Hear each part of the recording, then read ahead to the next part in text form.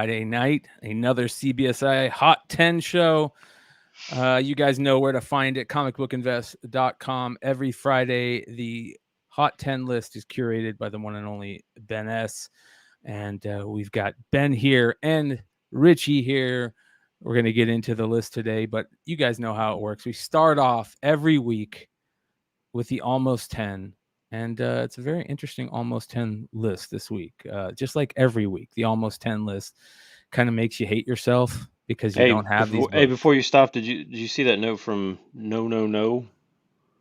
Hey guys, did you give away those books I won last week? I thought I had an old IG account, but I guess I don't, so I don't know how else to contact you. No. No. Richie, do you have let's see here, Facebook? Maybe are you on Facebook? Facebook, Twitter, Twitter $Ben Fodder, just like it's spelled. Facebook, Rich Taylor. Friends with these two guys. You probably, if you're friends with them, you could follow me there. Yep. No. I wonder if there's a way. There's not a way for him to message us in YouTube, which sucks, right? You could email me. RT, like Richard Taylor, rt.drivingforce, one word, @gmail.com. There you go. Thank you guys for hanging out. Wow, 77 live. That's pretty sweet. That's actually really cool, you guys. And we want to seriously thank you for, being this community, this great community. You guys have just really been rocking with us. And look at this. 934 subscribers over at the House of Stein. We are closer every week.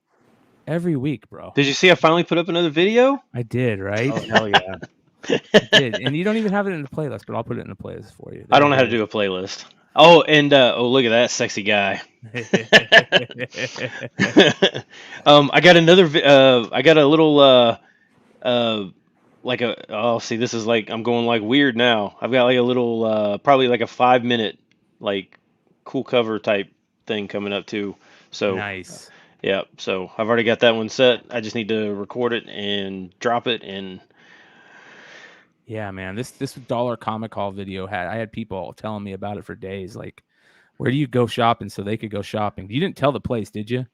Yes, I did. Oh, you shouldn't have, man. What are you doing? No. It's all right. I'm all cool. I'm cool with it because honestly, that shop is the same shop that I bought. I had that massive variant haul a couple years ago.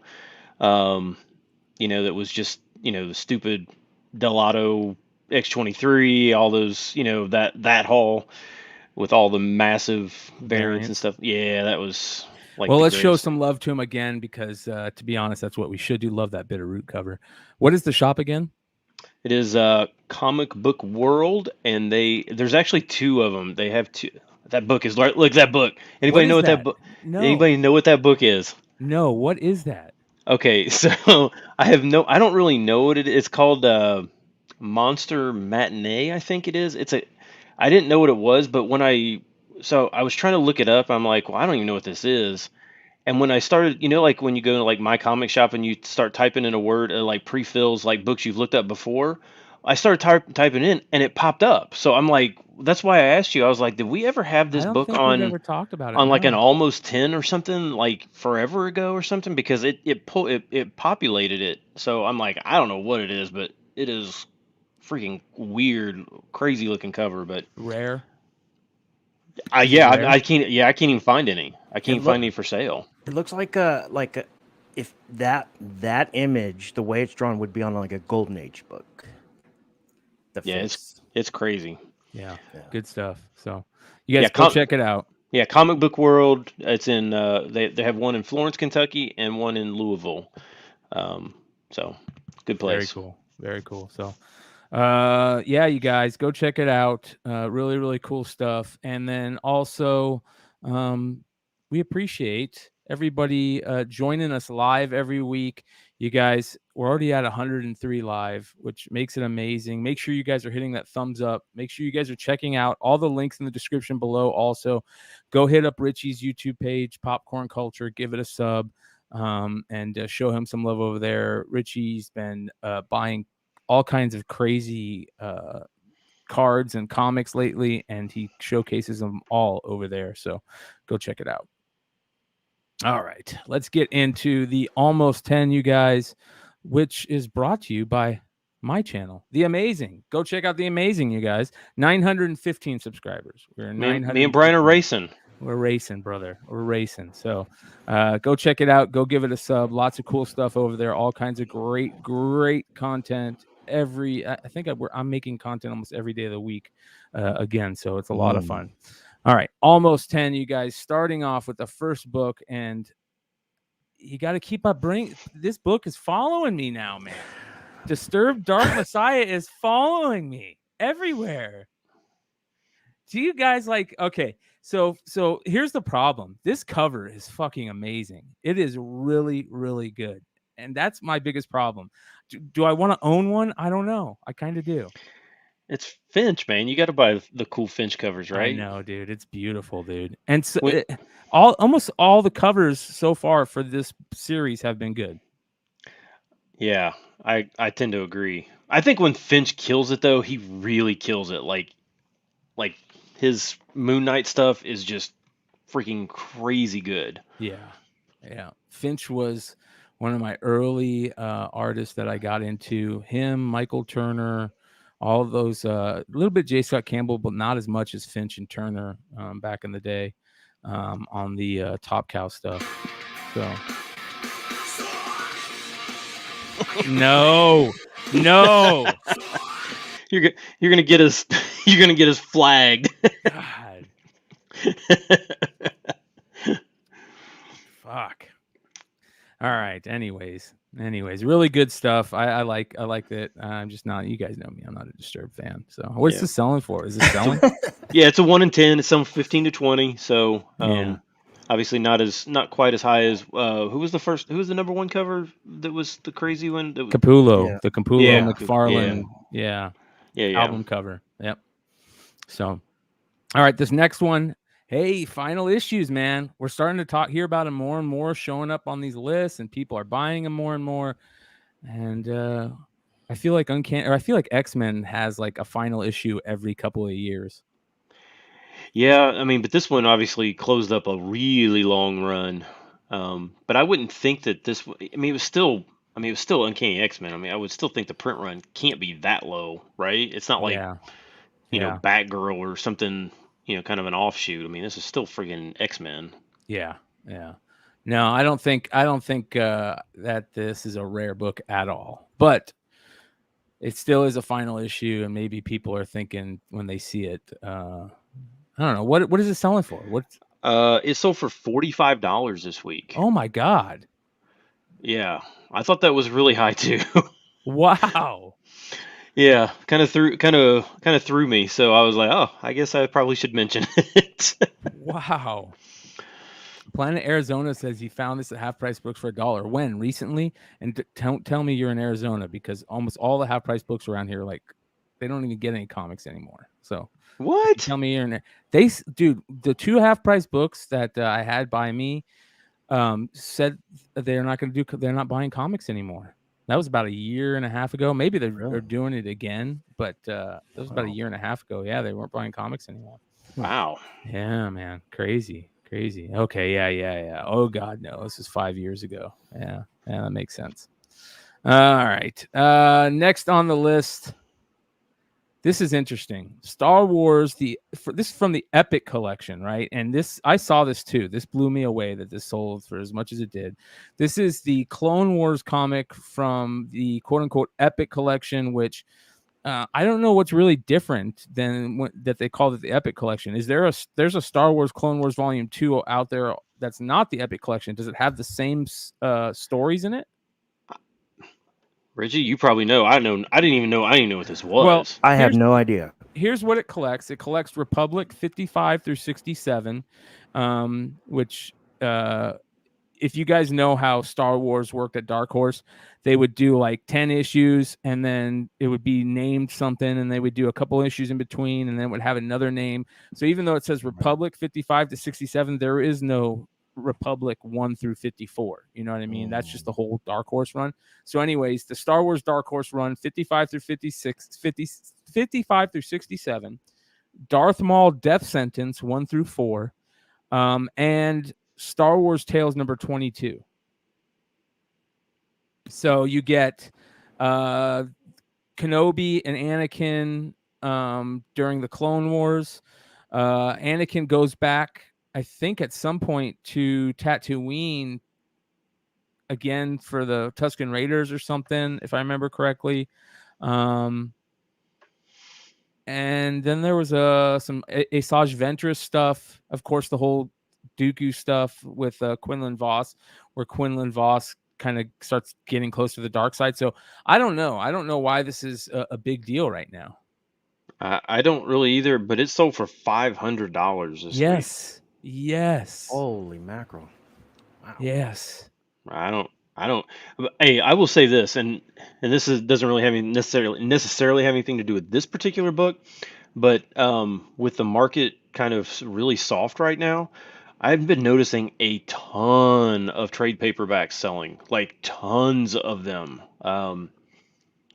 I am not an expert in trade paperbacks at all. I want to be, because I think you could probably find those at half price books, and there are probably some of them. All I know is those Conan omnibuses. Man, they're selling for like $700-800. I'm like, what is going on? Like, who is paying that?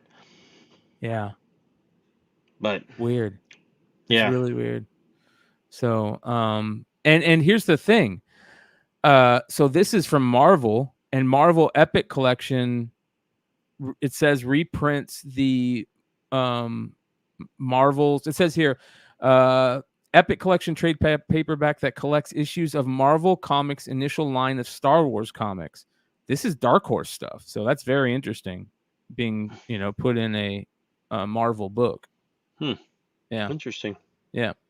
So, anyways, $500, man. Is there others for sale on eBay? There was a prior sale for like 200. Wow. Yeah, so it's, I mean, apparently this is one to get for sure, but yeah, that is cool. All right, next on the list, a really cool cover from a series that has a lot of really cool covers, and that is Web Warriors. This is Web Warriors number 3. What is this? The 1 in 25 variant? Yeah, 1 in 25 Tom Whalen. Yes. Which I'm not real familiar with Tom Whalen, but this looks like Varegi kind of. Dude, the covers in this run were some really, really good covers. Really good covers. This isn't AHA? The negative space. Looks like it. No, so this sold a CGC 9.8 of this sold this week for $500. Nice. I'm gonna show you guys some of these covers just because they're so damn good. This is, here we go. So this is the first issue. Sorry, the second issue. It's got the Del Auto with Peter Porker, which is great. But the regular cover for number 2 is good. I'm not a fan of this one, but the regular cover is good. Here's number 1. I like the hip hop cover. I like the regular cover. I like all these covers. The Scotty Young, really Ooh, good. I don't know if I've ever seen that Scotty Young. Oh yeah, man. Yeah, I haven't either. With the moon, like that's a great Scotty Young cover. Here's number 3, of course. Number 3A cover is decent. Just really, really, I specifically remember most of these covers in this run being just knockout good. Like, look at how great these are.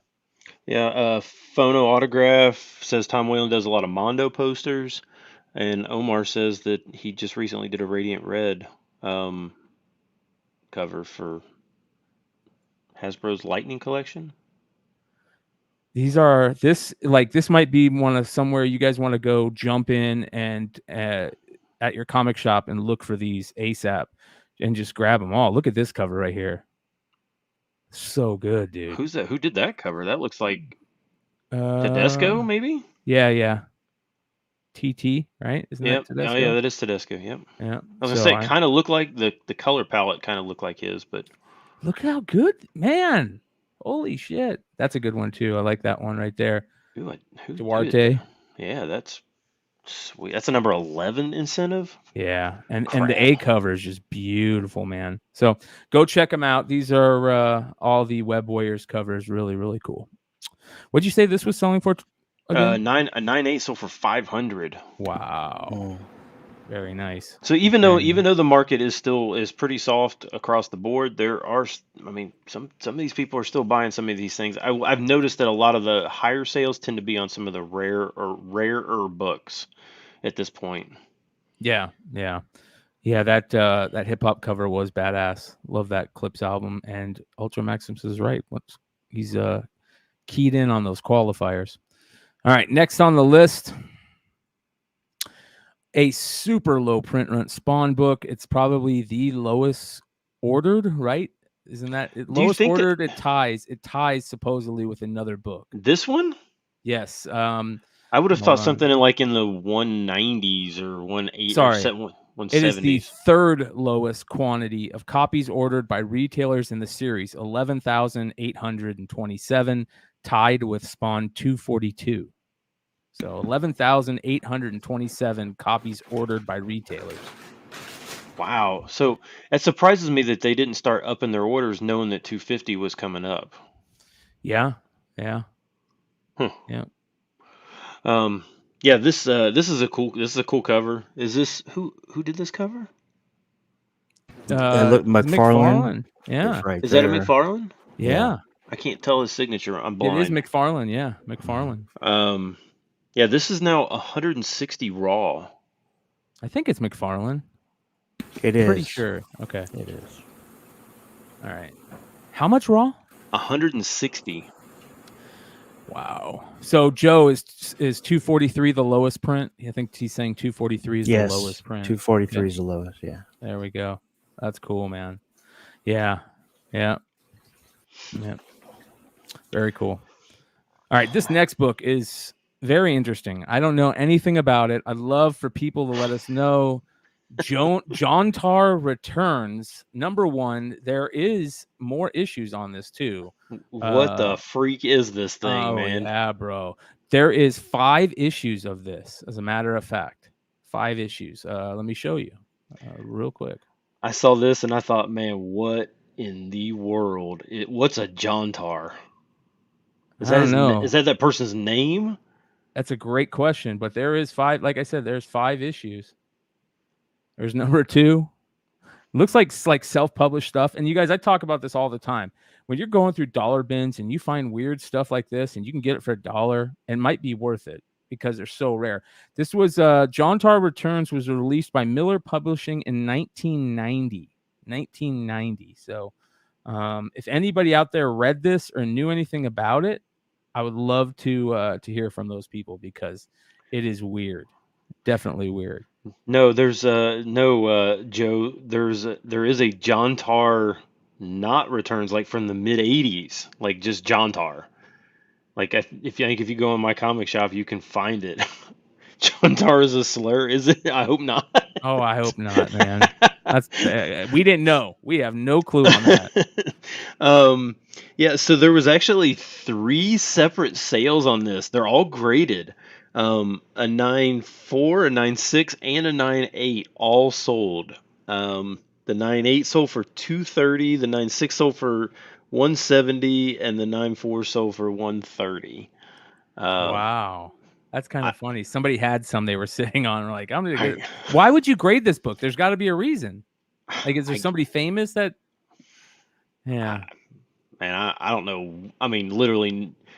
Even the rainbow colors on the outside are like freakish looking. Like Yeah. this looks like off. something. This reminds me of like something Napoleon Dynamite would have drawn, right? I think that's why people are into it. Maybe. Maybe. It's kind of that weird art. So, there you go. All right, this next one is very interesting to me. Digital Webbing presents number 1, and I am so glad that you brought this up because this is a series that a lot of people don't know about, and we're going to get into it a little bit because, I love this stuff. What did this sell for recently? First of all, I didn't even know what this book was. I thought it was a Marvel book because that's Spider-Man's logo, right? Yeah, it's one I think that they've used for when Ben Reilly was part of the New Warriors. It looks like that logo almost. Yeah, so I'm like, I didn't even know what this book was, but a VF minus sold for $40 raw. Mm-hmm. So Yep. I don't know what a near mint copy would sell for. I mean, Well, if somebody on eBay is saying VF minus, it's probably more like fine. it is an anthology series, stories and art by various people. Says internet collaborative comic book. What happens when the best new and established comic book creators are brought together by the talent engine at Digital Webbing? The most exciting stories you can find under one cover. This one has it all: murder, mystery, sci-fi, action, suspense. 48 pages, black and white, cover price $2.95. So the thing that people don't realize about the series is not only does it have like that one, but there is a lot of really cool books in the series, including a really tough to find Goon issue. Digital Webbing Presents #5 has this really, really tough Goon issue. This is the reason I know about the series, because I always search this out. Really, really cool book right here. It's a Eric Powell cover. There's a bunch of Eric Powell stories in here. And there's Ryan Ottley. Ryan Ottley's in this. So it's his first published work too. This is Ryan Ottley's first published work? Mm-hmm. Wow. I'm going to have to throw that up. That's awesome, dude. That's very, very cool. So that's one I did not remember. So there we go. But there's the Goon story in it too. I think it's only, they didn't reprint it anywhere. But that's a really crazy book too.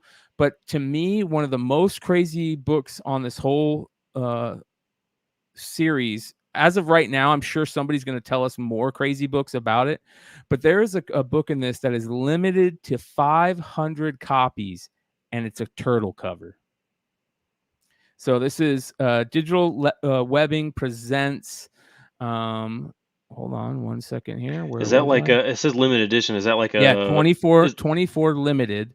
Is that like a con variant or something?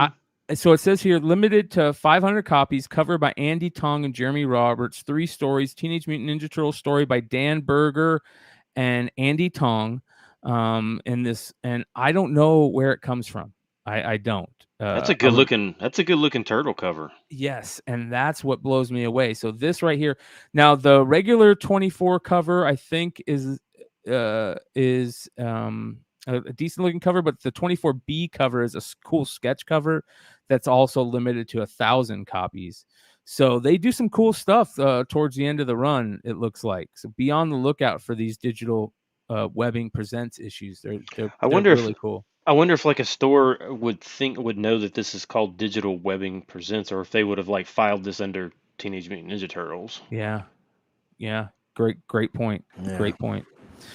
All right, next on the list, man, I have always seen these awesome Mortal Kombat covers. I saw the hologram cover again pop up earlier this week, and now this is the Kung Lao issue. This is a very, very interesting issue right here. Ben, what did this sell for? This sold for $60, and this is a really cool looking cover. Yeah, Origin of Kung Lao right here. Yeah, it's pretty good looking. I like the color palette and stuff. It looks cool. I don't know if this was a book that was given out as a promo, or I mean, maybe it was just a one-off. I'd love for anybody in the chat or that watches this later, let us know in the description below if you know anything about this. I mean, it's got the direct edition barcode, so I mean, it must have just been an ordered. I mean, if it was like a limited edition or something, it wouldn't have that direct edition barcode. Yeah. What did it sell for again? 60. Wow, not bad. Yeah, those Mortal Kombat books are tough to find. Another tough to find book. How about this one?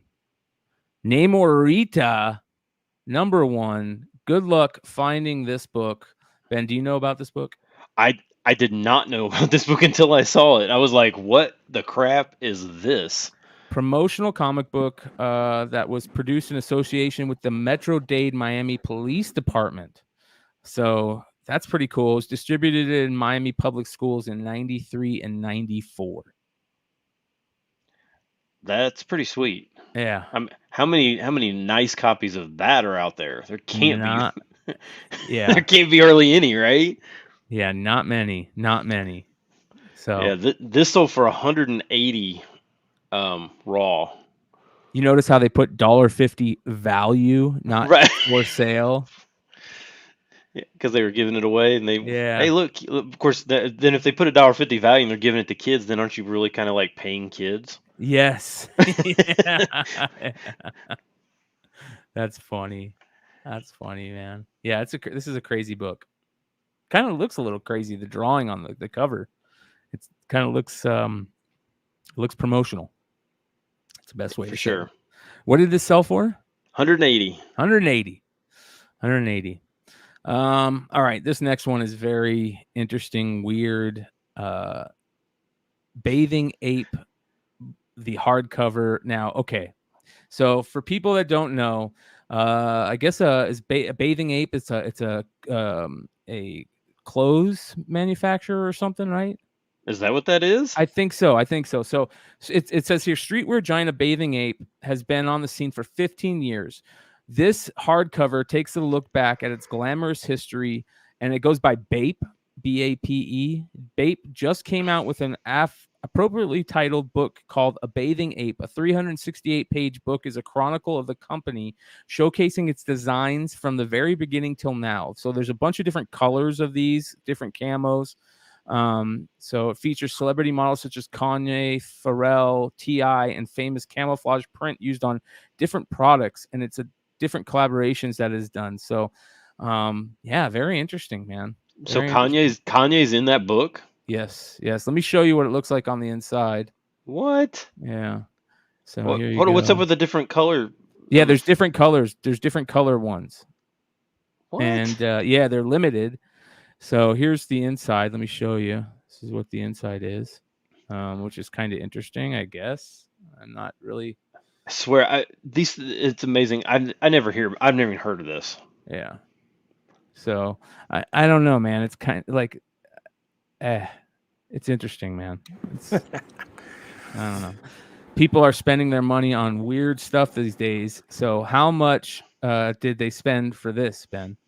VG copy sold for $300. Oh my god! Can we start collecting like Sears catalogs too? Hey, I collect Sears catalogs. I'm all for it, man. I've been getting an old school Sears catalog for my mom every Christmas for years.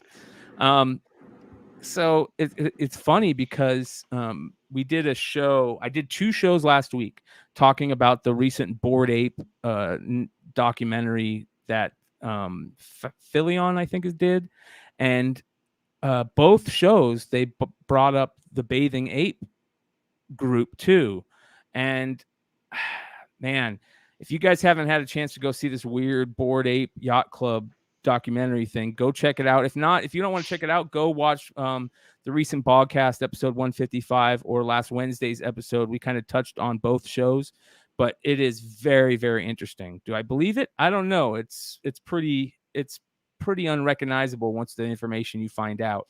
So that's all I'm going to say. But people will spend money on everything. All these kids, all my friends have kids that were making money reselling Supreme stuff, whether it was Supreme clothes or a baseball bat that was red and said Supreme on it. They were selling it for like hundreds of dollars. So I get it. And like Remo says, it's a different brand of collectors. Man, I tell you what, I am so out of fashion. I don't even know what Supreme is. I literally have no idea what that means. I'm thinking like Supreme, like the Image comic book from the 90s. No, it's again another clothing company, I guess. So, yeah, very weird. All right, next on the list, this is something that I want to bring up that just blew me away. And shout out to Illis Illuminati, because he hit something that is just, I can't believe nobody else ever thought about it. He did a variant for Do You Poo Pokemon based on Pokemon card. And look how good it looks in a CGC grade. It looks like a graded card, just maximized, right? Look how good that looks in the CGC. Oh, is that a reverse hollow? Well, the funny thing is that he's got a little cannabis it's like got cannabis What? traits or something right here, and Oh it my says gosh. 187 HP. He's got the little star on there for ultra rare in the bottom right. Yeah, I love it, Cool. dude. It just looks really good in the CGC case, and I can't believe that nobody has thought about that yet. You know, because you instantly think of the Pokemon graded cards that CGC is doing, or PSA graded, but you know that blue and the CGC look, it looks like the cards they're grading, and I just thought it was fascinating. So shout out to Illis Illuminati for that one. He's killing it. Shout out to Marat Michaels, and great idea. So People pay homeless people to stand in line for those clothing drops? What? For What is shoes too, for sneakers. What is too. going on? Oh my making money, gosh. making money, man, making money. So badass, good stuff. All right, you guys, before we move on, I want to remind everybody, you guys can find us all on Whatnot. There are links below. Check out Mellow Fellow Trading on Whatnot. Check out Stein on Whatnot. Check me out on Whatnot. Dollar and Mel on Whatnot. I know he's busier than hell, so I'm taking up the slack. Hey, I don't know if you can see it over my hotel room. Look, I brought books to Chicago with me to sell. Ooh. So I've only got one thing to do on Sunday. So I think I'm going to, I don't know, I'm going to do something weird. Well, there you guys go. Make sure you guys go give Stein a follow, and be on the lookout for that, because you know he's going to be having some crazy books. I imagine a lot of those books he just picked up. So if you guys watch that video, be on the lookout. I've got a foreign comic sale tomorrow. We're doing Foreign Comic Weekend Part 3. Me, Josh over at International Comics, and Rob Fordham are just killing it. So we're going to be doing it all day. I think you guys can go check it out. You guys can already bookmark all the episodes. I start at 6 p.m. Eastern, and then Rob goes after me, and Josh goes after him, and then we have Modern Comic Mayhem. And then on Sunday, I'll be doing another 3 to 4 hour sale. All the craziness that you guys normally get from me, come hang out. You guys can already find those and bookmark them on the site. So. Hey, so look, they're making fun of me how I'm always in a hotel. Okay, so this is really sad. I just happened to look at this like a couple weeks ago. I never really checked this, and this is how sad my life is. You guys should feel really sorry for me.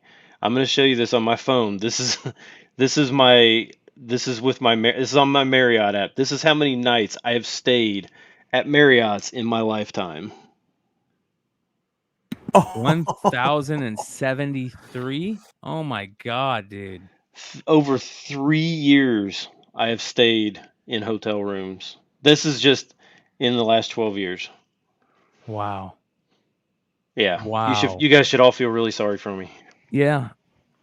All those great comic books you get to pick up, though. I can't. What am I gonna do? I'm just holding on to them. Escort life. Yeah. All right. That being said, guys, let's get into the show. Let's start off. Oh, what about the last almost 10? Which one? Oh, you are right, sir. The last almost 10, which is the best almost 10. 1 second here. I almost forgot about that, dude. I was like, man, I thought you were like building up to like, because I'd never heard of this. Yes. Okay.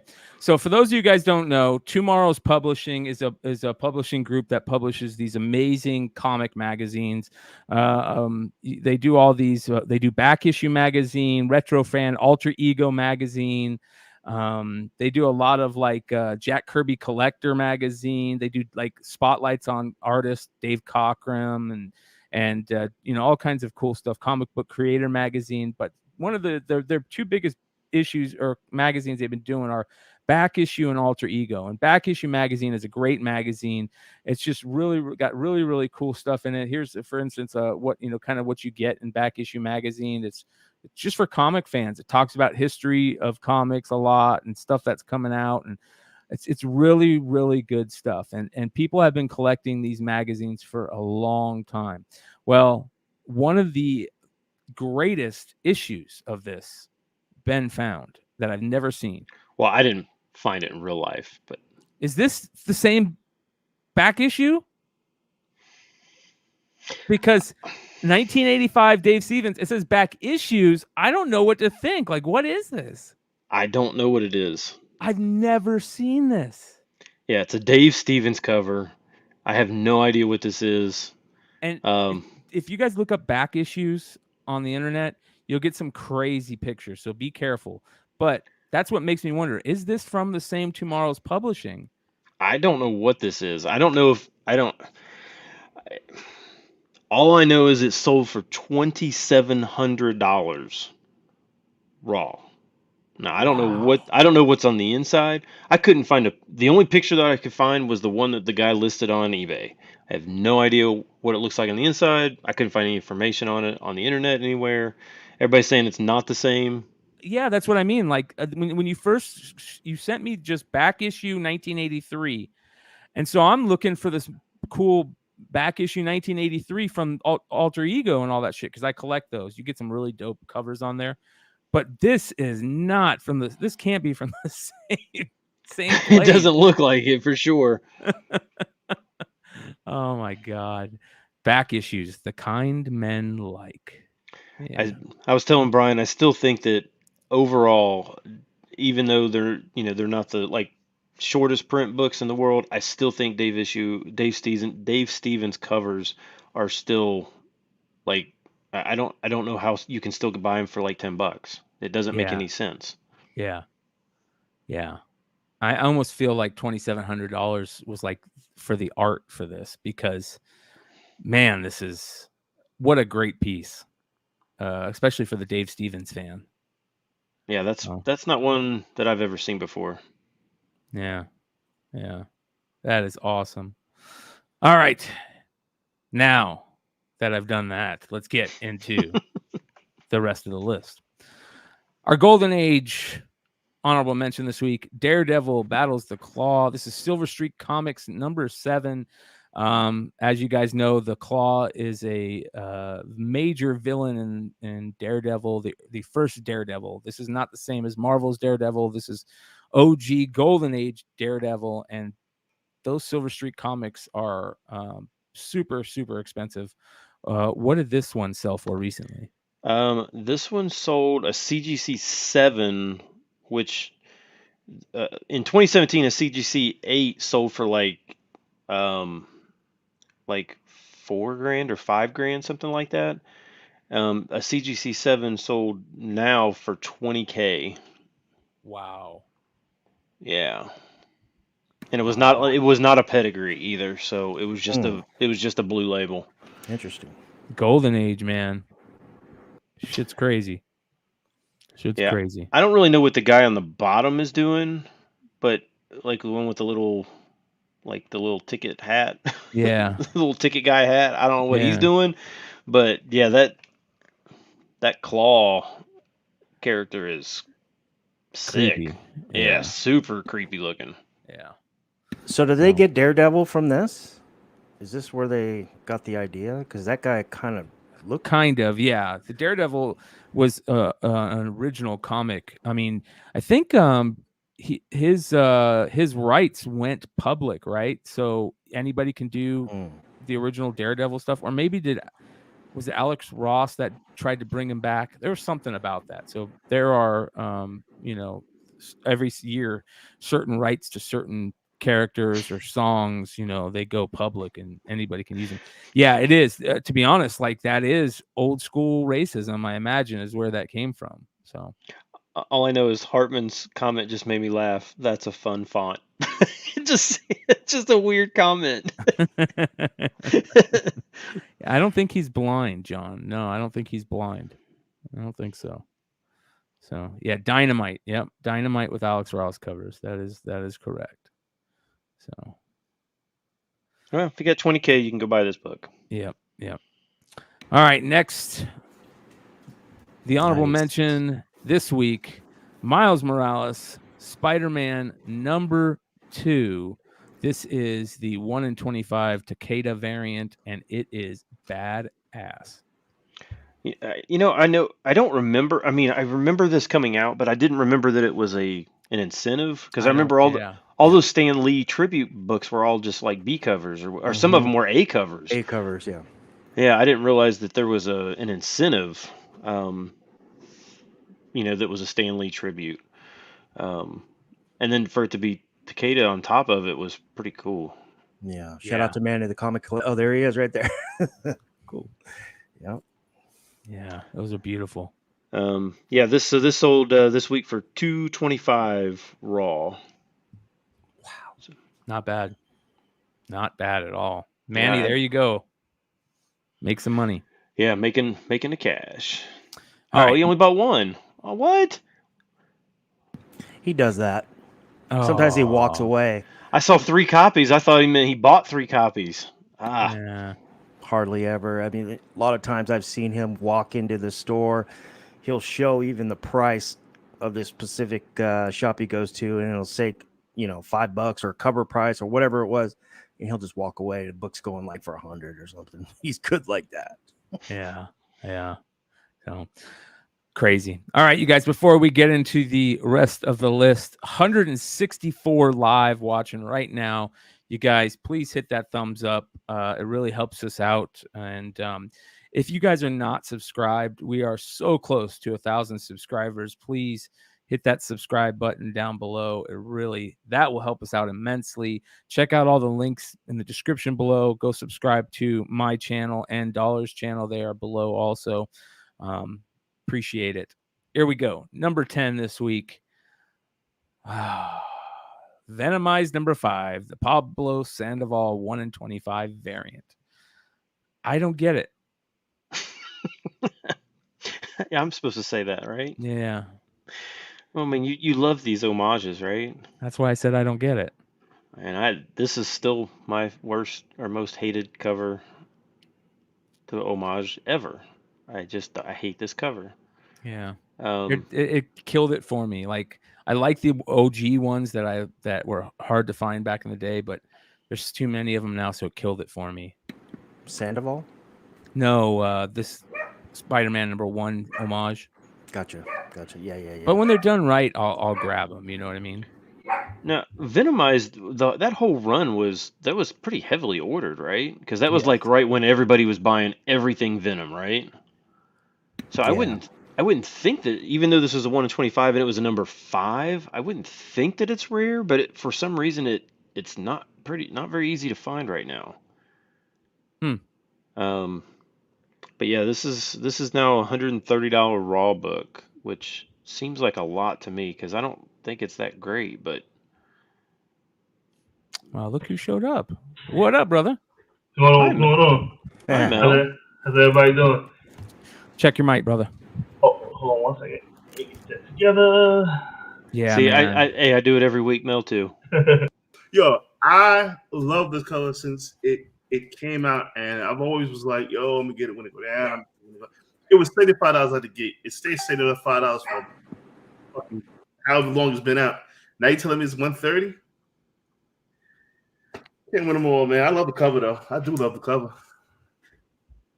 Yeah, it's probably what Solo Wookie said. Hard to find because everybody threw theirs away disgusted. Nobody ordered. I remember trying to get this at Midtown, and I overslept. If I'm not mistaken, this came out the same week as that Thunderbolts. Chichetto? I think it came out in the same week because I remember I overslept, or it came out around that time, and I overslept. I said, "Oh, it'll be there tomorrow. Nobody cares about this shit," and I couldn't find one. I do that all the time. Yep. So crazy. Thank you, Glenn. Next on, what did Glenn say? Let's see here. Glenn said 160 watching. Hit the like, guys. The knowledge they give is worth the hours, if not days, of accurate research. Thank you, Brian, Ben, Dollar, and Mighty Mel, and the rest of the crew. Thank you. Yeah, that's really cool. Oh, yeah. I hope I'm still around for number 1. All right, here we go. Number 9. It is the foil version of this beautiful Pirello Black Adam number 1. This is the 1 in 100 foil variant of this book. So you guys can see the foil and then the original art here, really, really cool. Has anybody seen it in person? No. Mel, did you see it? Nah, I gotta keep it all the way 100 with you. I haven't been to Midtown in like a month, bro. I ain't been buying nothing. I just can't. Frio's, color palette is so dark to start with. I was just afraid that if it was they foiled it out, that it would even be darker. Right. But I do got to tell you this, and shout out to my man Ninth Wonder who told me this was going to happen months ago. DC is ready to make a turn. It's their race. It's their race to win right now. There you go. Has anybody been reading it though? Like, is it? That's what I was just gonna say. I read it. I read it. Okay. You read Black Adam? Yes. Was it good? Yes, it was really good. And there's spoiler alert. 2, 1. Okay.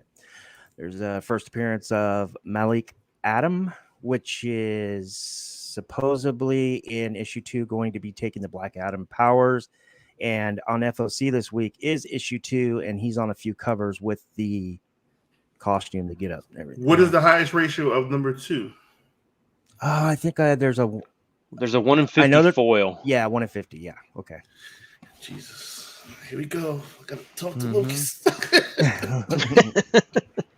Well, we talked about this last week on Drunken Chat, Mel. Yeah. No, it was the week before too, right? The week I was on. Was it the week before? No, I think you were on there. We talked about the cover.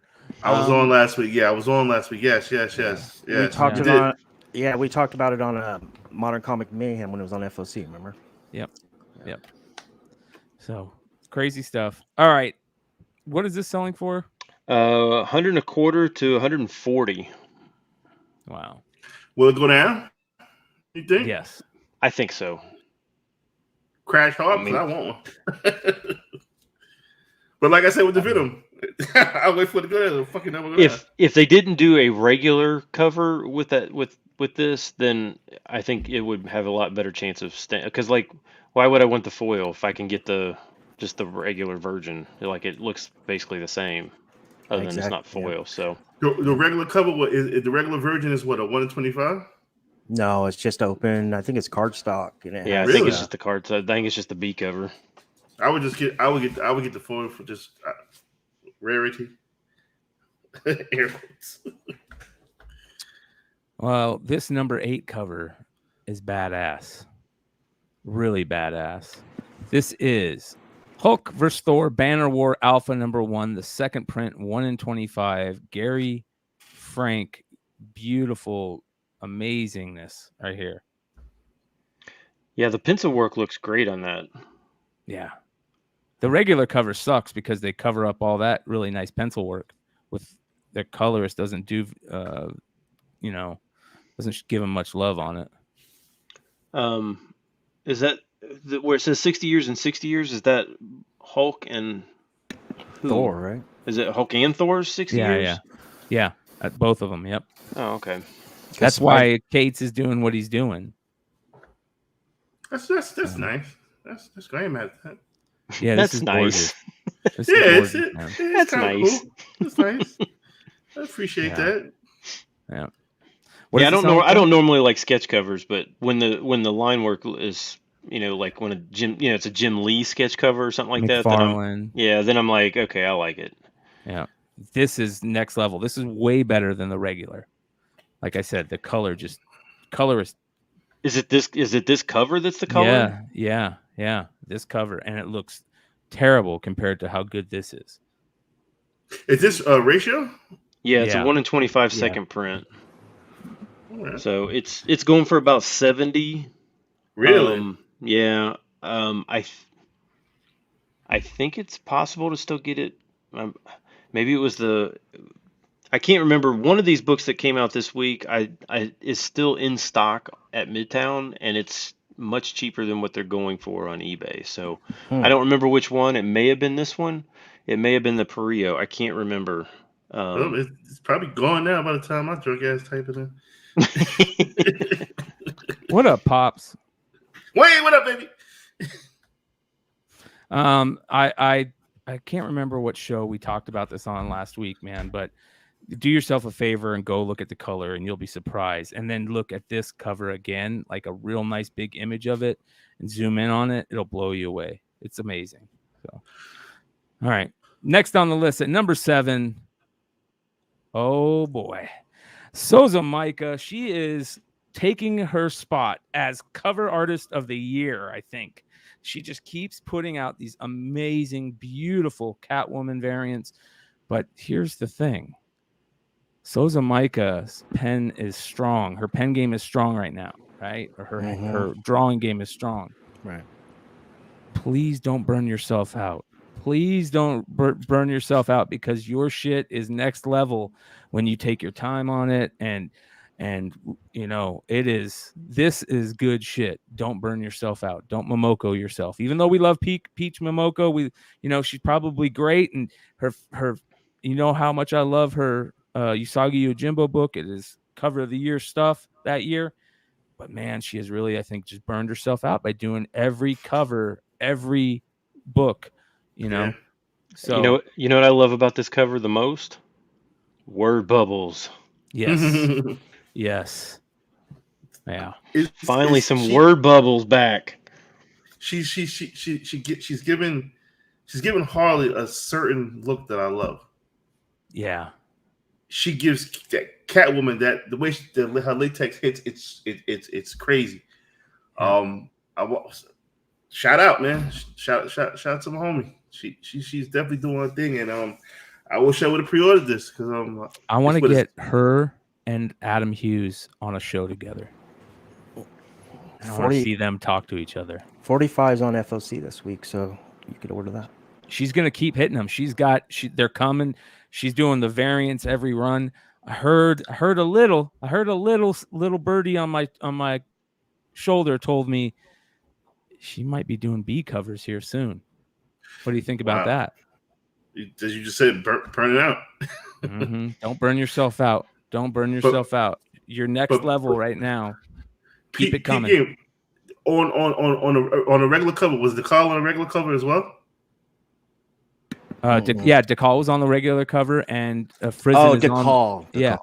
That's Catwoman right now is putting out, again, here you go, talking about DC, putting out the best 3 covers every month on the same title. You get a DeCall basic, you get a DeCall A cover, a Frizen 1 and a Frizen B cover, and then a Souza Micah 1 in 25. Ooh, they should just kind of flip that around each month. You know what I mean? Let them tag team and work. Whichever is best, make it the 1 in 25. I don't think they plan that. I just think that shit just synergy just happened like that. You know what I mean? I don't think it was like these are the three hottest artists out right now. I think they say, yo, let's get the call, let's get Frizen, let's give Souza a chance, and it right place, right time shit. It's organic, bro. That's what I think. I would love to get all 3 of them on a show together and talk about their Catwoman covers, because you're right, man. How crazy is it to have 3 of probably the hottest cover artists in the game doing the same title each week? Man. Yeah. Frizen said last cover of Catwoman is 45. Oh, that's a bummer. Dude, her covers. Heineken said 45 is closest last 1 to 25 too. I mean, that's even more perfect because you can go back and start collecting these down, because I think history-wise, it'll make a dope set.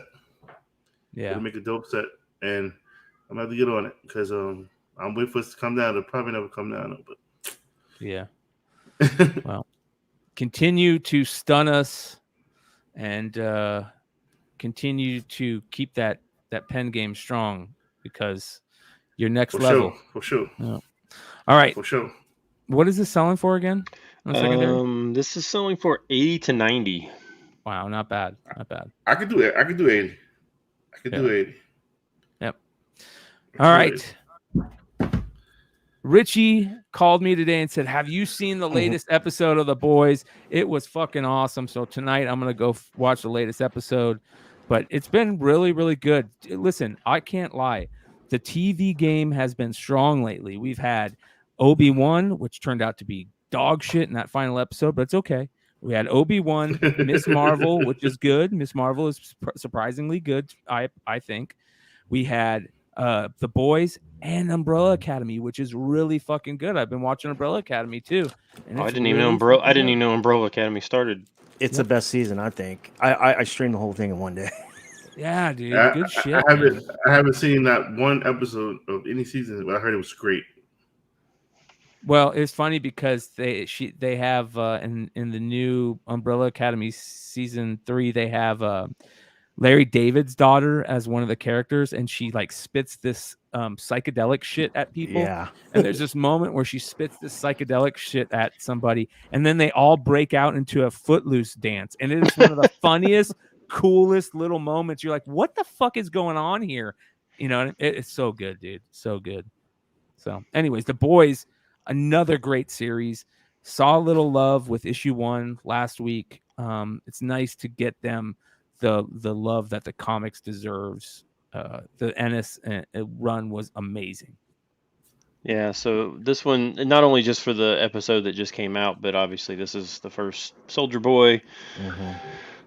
I don't really know where they're gonna go from here. I mean, like there's only like so far you can push the bar, and then at some point, then it either just becomes you're just pushing the bar, or it's gonna lose. Like I'm feeling it might lose like its, I don't know, watchability. I guess I don't really know how to say it, but like I feel like each episode has kind of kept pushing the bar farther. Actually, I thought I don't know if it was the second episode was worse than this one. Like the one where Dude, I don't even want to talk. I don't even talk about it. It's so bad. But like it was. I forget who I was talking to. Was I talking to Richie today when we were talking about how bad that episode was? And you said that like you heard a rumor that the actor bad, like naughty, or like, well, like the moment that happened where the little guy went into the other guy. Gotcha. I was really off put by that. I was like, what the fuck, dude? Yeah, they definitely passed the threshold. Yeah. But yeah, I read that and article about that. You said actors are starting to say, hey man, if they keep pushing these limits, I don't know if I want to be in it, which is no, they very actually quit. There's been a bunch of people that quit because of this episode that is dropping, the Herogasm. Wow. So wow. Yeah. So all right. Soldier Boy's first is in this one. I think his first cover is on 52. The Boys 52. That's a good one too. So. I'm really surprised. I never read any of this, but this came out like way after number 1, right? Oh yeah. Several years. Like yeah. Okay. And there's like a sketch, and there's like a reverse negative variant. Yeah, I saw the reverse negative is selling for well over 100. This one's selling for like 40 plus. It had dropped down to like $20, like $15-20. So, yeah, I mean, I see what you guys are. I know what you guys are saying. You know that the show is insane. That the graphic stuff is for shock value. I get it, but at some point it just become. I mean, like Howard Stern was like shocking when he was, and then like all of a sudden he's now just like mainstream. Like it's not shocking anymore. And what happens when that shock value just becomes normal? Like it. I mean, there's only so far you can push the bar, right? Yeah. That's what happened. That's what happened with ECW. How many times you put a motherfucker through a table? Then you got to go. You got to take it to a next level. You got to light tables on fire. And it gets boring after a while. Then you got to start diving off shit. And then after that, you get pull a chainsaw. You know what I mean? It just gets bar gets stepped up higher and higher. How far can that bar go? Yeah. Well, it's very interesting. Go watch it if you haven't watched it. It's next level crazy. What is this selling for? You say again? 40 plus. 40 plus raw. Not bad. Raw. Yeah. Not bad. All right. Next on the list, I am so surprised that this book is here. I am like, this is the second week that the Wonder Man 1 solo series is on the list at number 5. Here he is. What the hell? This book is still selling? Yeah, 9/8 are now up to 160 plus on this. I can't. It's not a first appearance. It's not even his first solo. Ongoing. First solo ongoing. Yeah, I mean, I guess it's first on. Yeah, but I mean, it's like, golly. I mean, Yeah, I know. I agree with you. Hey, but I mean, you When get does the that free show? poster. Yeah, You get that free When does poster, so I mean, hey, yeah. when does the show come out? We don't know yet. We haven't heard if anything. it ever comes Yeah. out, I mean, yeah, I mean, I was reading the comments last week. It said Wonder Man is not a D level character like you say. yeah, people got mad at me for saying that it was scraping the bottom of the barrel last week. Mhm. A lot of people agreed with me. A lot of people said that it was below the bottom of the barrel. I agree. I don't know. I think when you start talking about, especially Marvel or DC characters, like if they can't, like if you don't even know, like half the people know who those characters are. I mean, there's enough characters and A and B characters to where pretty much everybody knows who they are. I mean, like I mean, yeah, some people love this character, but other than that, nobody cares about this character at all, besides the people who love it. But again, that could make the show good because we don't have an idea going in what we want, you know. So we'll see. They do a good job bringing characters Perfect that example, Peacemaker. That's a perfect Yeah. example. Peacemaker was pretty good. And if they didn't fuck it up, it would have made fucking Wonder Twins already like I told them to do. We would be talking about Wonder Twins, but no. Yeah. Yeah, I mean, and that's what I kind of with Uniform. I mean, there are just a bunch of other characters that I just thought would have been more in line to do something than this. I would have thought, but Well, if you guys love this one, you're going to love the next one. Some more indie option news at number 4, Hotel Number 1. I didn't even know about this book. I remember when this came out. This came out like 3 years ago, maybe. About a year and a half, 2 years, because Mel was talking about it. Right before COVID, right? Like that nasty little pre-COVID time when shit was starting to get weird. I remember this book. I remember you kept saying, "Don't sleep on Upshot. Don't sleep on Upshot." Don't sleep on Upshot. Shout out to Gary Nussler as well. He's another one was like, yo, don't sleep on Upshot. Is that the same company that did all the decal covers? No, he did a few. I'm pretty sure he did a few. He did Chariot. He did Chariot for AWA and okay. AWA they during COVID had that Year Zero, that zombie joint. Then that shit hit almost like $40-$50 book. That's the same company with this. They got a lot of good decent properties. I mean, we'll see if it ever gets made, but not how this shit is. Yeah, I think this is more like an what was that show on HBO, like Room 104? Yeah, Room 104 or something. Like this is like, like weird things happen in these hotel rooms or something like that. So I think it if they're going to do, I thought it was signed to do like a movie, not necessarily like a show, but I would tend to think that this could be, and it was an interesting story if I remember, but it was several years, a couple years ago that I read it. So it's been a while, but, What is this hitting for?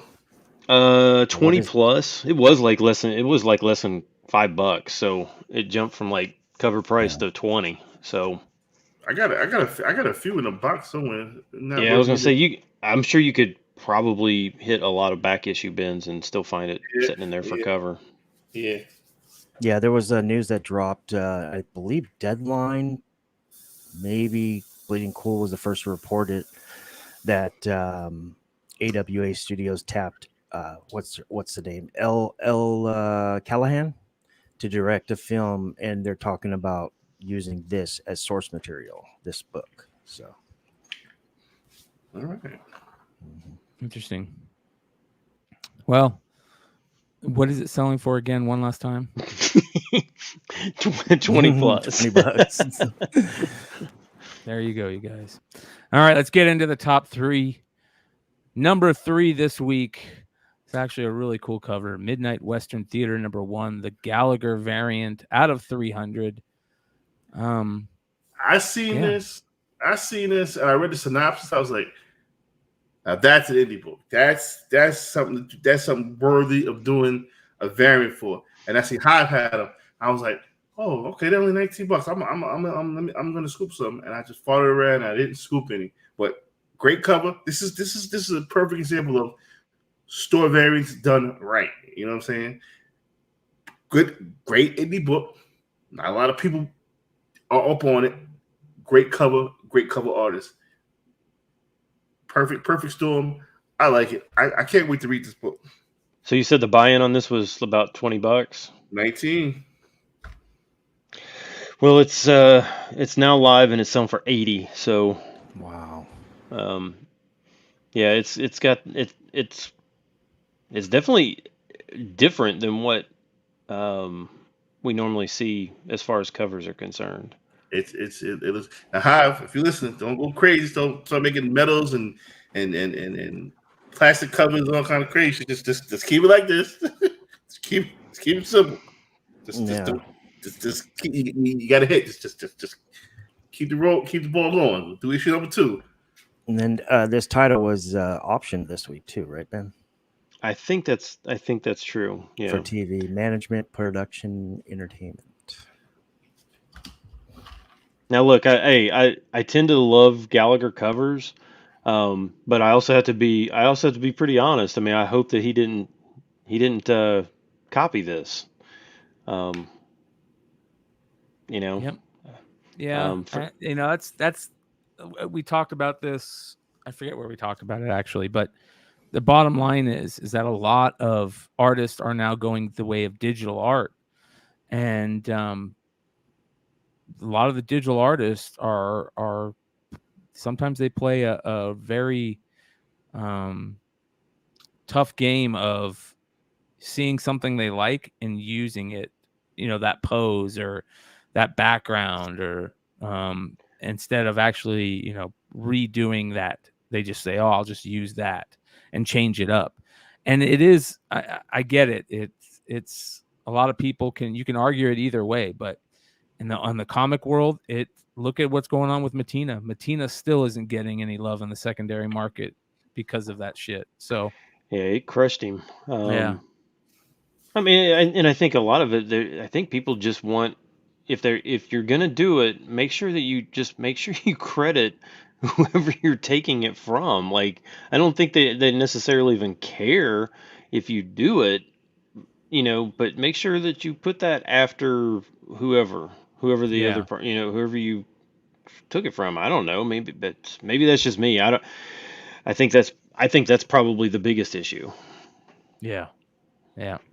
No, you're right. I agree. At number 3, there it is. John Gallagher back on the list. All right, let's get into. Great job. Yeah. Let's get in at number 2 this week. Another weird one. Marvel Comics presents number 158 and Clandestine. First appearance getting some love at $50 raw. What? Man. First of all, I didn't even realize this was a flip book. Yeah, they're all flip books. All the Marvel Comics presents towards the end are flip books. I don't know why I didn't realize that. I think the back cover of this is better than this cover. But honestly, I don't even really know what. Like, I was looking, the slabs show the other cover, and this one showed like the A cover. I don't know which. I don't even know which one is the true front cover. Does anybody know for sure? No. Is it this one or was it the Midnight Suns looking cover that's on the other side? Oh, I see what you're saying. I think it's the other one. No, that's Clandestine 1. No, maybe this is the right. I don't know. Right. I don't know. Yeah. So I guess people are now again. I think this happened before. They're all into this, clandestine stuff. Mhm. I guess because of Miss Marvel or something like that. I'm not Yeah. 100% sure, but yeah. I don't know. Over the last couple years, we've seen several of these Marvel Comic Presents books Yeah. start doing well. It's weird, right? Yeah. Yeah, I love these Marvel Comics presents, and I love these later issues in the later runs of these type of series, man, because they're collectible. They were low printed. Yeah, man, I love them. I'm cool with this. Yep. $50. I'm cool with it. It won't last that way, but yeah, I wouldn't think so. no. It's Marvel spec. Yeah. Mhm. Genies and shit. Yeah. So $50 on the secondary market, you guys, for Marvel Comics Presents number 158. All right, number 1 this week. Here we go. What if Miles Morales? Number 4. What if Miles became Thor? And oh boy, has this been a topic of conversation the whole week. Fuck this book, bro. Oh God. Listen, I don't. All right, so Ben, all respect to, I don't think this should have been number 1. I don't think this should be even getting the press is getting, because it should turn this shit into a $25 book. And my fear is we're going to see a lot more of this shit because this shit is number 1 on the list. First of all, Miles don't even talk like that when he's Miles. You know what I'm saying? Yeah. You could have just wrote the story just regular, bro. You didn't need all this other fucking nonsense for it to be a decent story. That's the shit that killed me. And then I don't want to focus on the writer, because there's an artist and there's an editor here as well. Somebody okayed this shit is what bothers me. Like, okay, this is cool. Like, we're gonna give you Miles, write your interpretation and draw your interpretation of what Miles would be like in Asgard.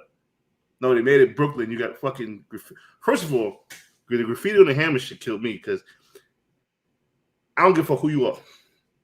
I don't care what race you are. If you have something cherished, you're not gonna fucking graffiti and fucking draw all over the shit. Like, it's like, think about it. It's like sneakers. People have like these high price sneakers. My wife is one of them. She has these high price sneakers. She would never graffiti over this shit. You know what I'm saying? It's just. I don't think it's racist. I just think it was just ignorant. Like, I don't know, man. He just like, what the fuck, bro? Like, what do you?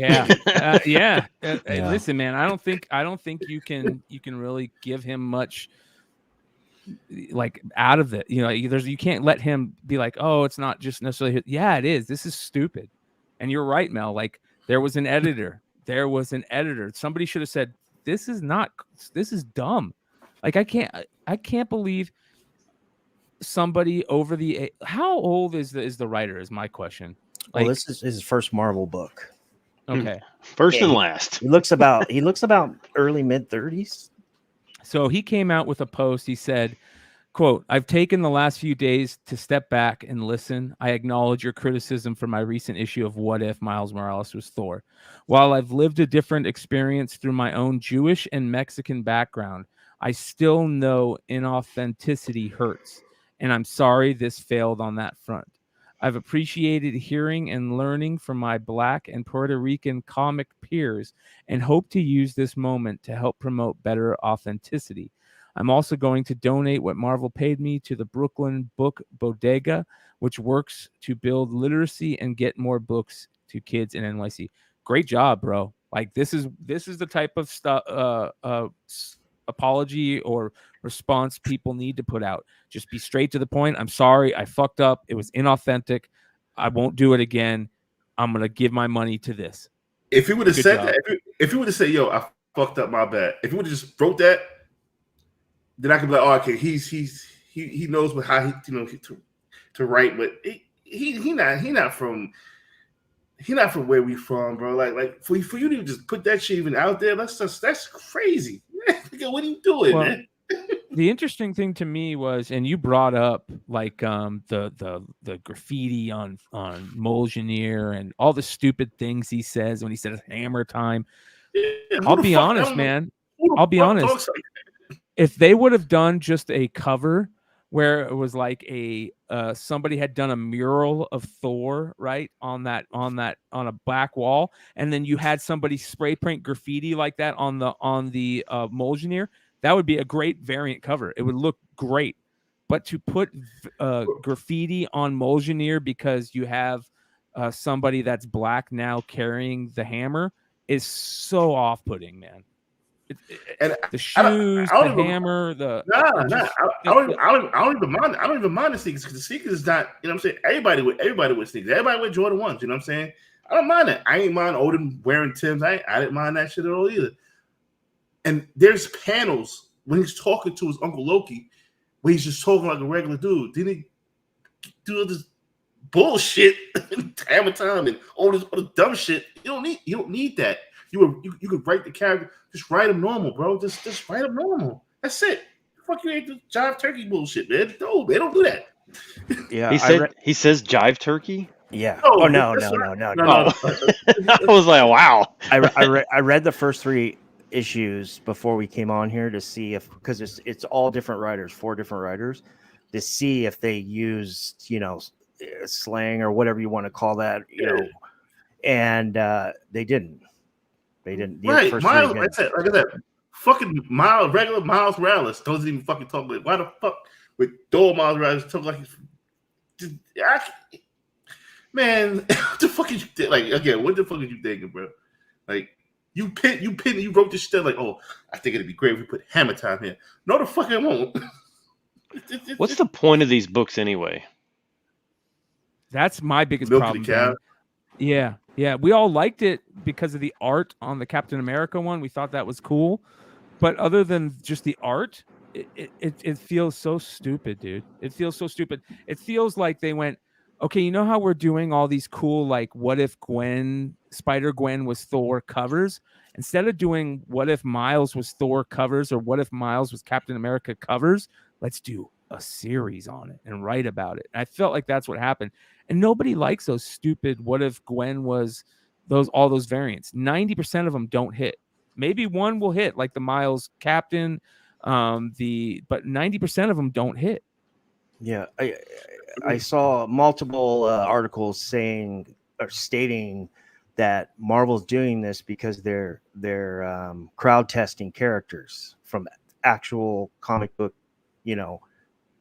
subscriptions, and man, there's actually some reputable sites that actually really like this character. Oh, bro, you said it, and this blew me away when you told me this, Richie.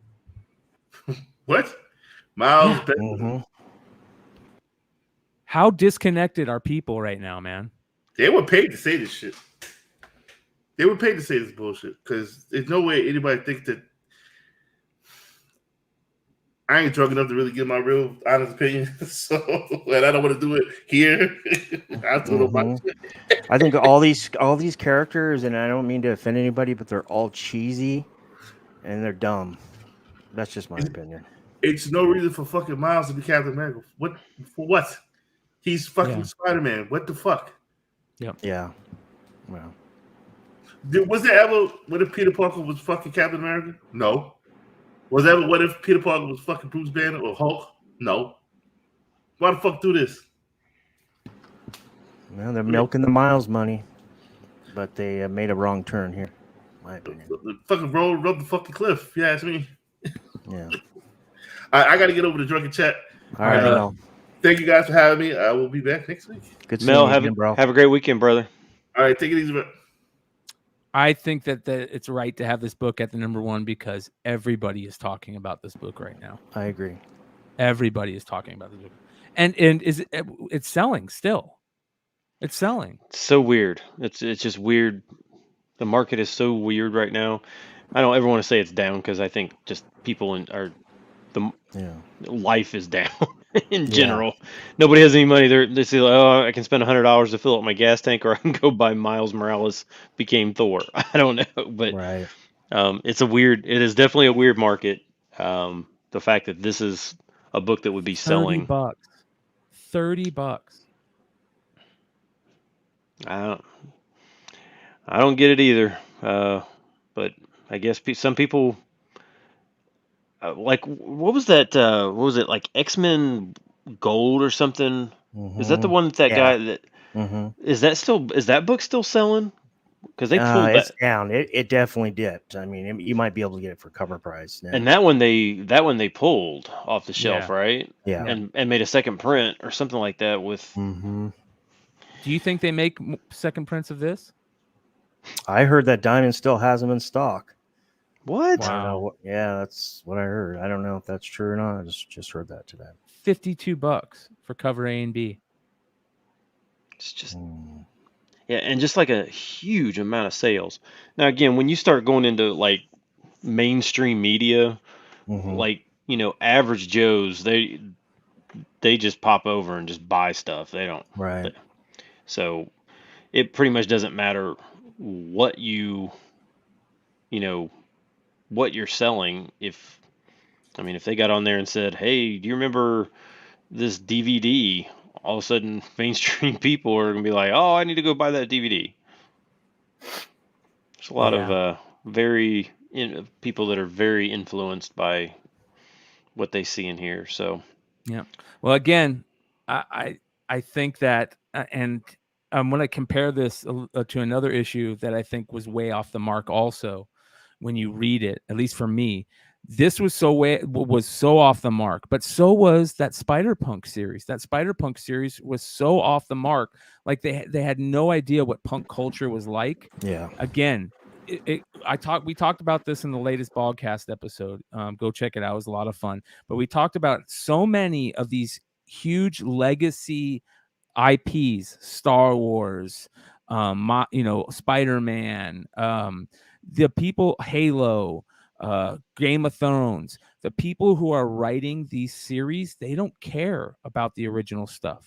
You know what I mean? They don't care about it, and half of them don't even know anything about the original stuff. Back in the day, if you were going to write Batman, you had to know, you had to know who Batman was, what were his tropes. These are the things you can't do as a Batman writer. Now, I don't think that they give those, like, okay, if you write this character, you can't do these things. Now they're like, do anything crazy that you can think of and it will sell. And at some point we have to be like, no, that's not what we want.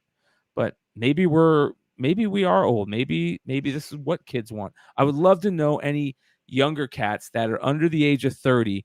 Let me know if you're into this series. Let me know in the comments below. So, all right. That being said, that is the Comic Book Invest Hot 10 show. Much love to all you guys for hanging out. 180 till the end. Before we leave, I want to remind everybody out there, we are so close to 1,000 subscribers, both on the House of Stein and on the Amazing. Go check it out. You guys can find the links below. They're all there. We appreciate you guys for hanging out with us. That being said, we'll see you again next week.